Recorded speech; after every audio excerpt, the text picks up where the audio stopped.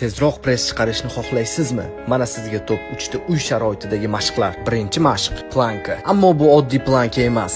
Asosiy sir butun tanangizni maksimal darajada tarang holatda ushlab turish. Buning uchun orqa mushaklaringizni qisib, sonlaringizni siqib, yelkalarni quloqlardan uzoqroqqa torting. Bu butun tanani ishga soluvchi mashq bo'lib, oddiy plankaga qaraganda 63% ko'proq asosiy mushaklarni faollashtiradi. Ikkinchi mashq, tog'ga chiqish mashqi.